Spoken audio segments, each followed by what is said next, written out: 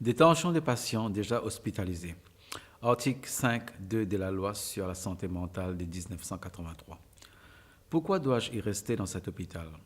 Vous devez rester dans cet hôpital en vertu de l'article 5.2 de la loi sur la santé mentale de 1983 parce que selon l'avis de la personne chargée de votre traitement ou de son remplaçant, vous souffrez d'un trouble mental et devez donc être hospitalisé pour recevoir un traitement de ces soins. Un remplaçant est une personne qui peut prendre des décisions lorsque la personne chargée de votre traitement n'est pas présente.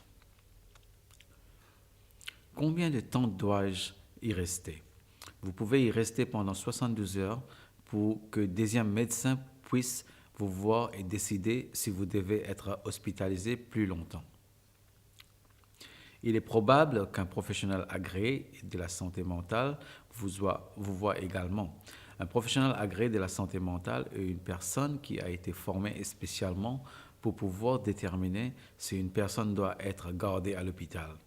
Vous ne devez pas quitter l'hôpital pendant cette période, sauf si le responsable de votre traitement ou son remplaçant vous informe que vous pouvez partir. Si vous tentez de sortir de l'hôpital, le personnel vous arrêtera et si vous réussissez à vous en aller, vous pouvez y ramener. Si vous recevez déjà des soins infirmiers à l'hôpital en vertu de l'article 5.4 de la loi sur la santé mentale, le nombre d'heures d'hospitalisation en vertu de cet article est alors compté dans les 72 heures.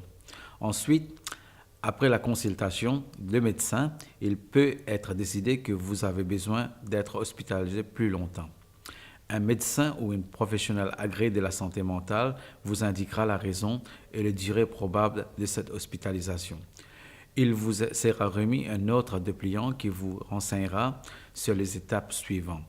S'il est décidé que vous n'avez pas besoin de rester à l'hôpital, il ou autre membre du personnel vous informera sur toute autre aide que vous devriez recevoir. Si on ne vous a pas obligé à rester à l'hôpital dans cette 72 heures, vous serez libre de partir. Mais vous pouvez décider de rester à l'hôpital en tant qu'un patient volontaire. Si vous voulez partir au bout des 72 heures, parlez-en à bord à un membre du personnel. Puis-je faire l'appel? Non. Même si vous n'acceptez pas d'être contraint à rester à l'hôpital, vous ne pouvez faire l'appel contre la décision de cette hospitalisation en vertu de l'article 5.2. Dois-je recevoir un traitement? Le personnel hospitalier vous informera sur les traitements dont vous avez besoin à leur avis. Vous avez le droit de refuser un traitement que vous ne voulez pas. C'est seulement dans des cas particuliers que vous seront décrits qu'un traitement vous sera administré sans votre accord. Mise au courant de votre parent le plus proche. Un exemplaire de cette dépliant sera remis à la personne qui est votre parent le plus proche d'après la loi sur la santé mentale.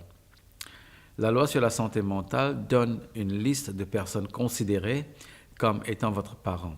En principe, la personne en tête des listes est votre parent le plus proche. Le personnel hospitalier peut vous remettre un dépliant qui explique cela et les droits de votre parent le plus proche, en ce qui concerne vos soins et votre traitement.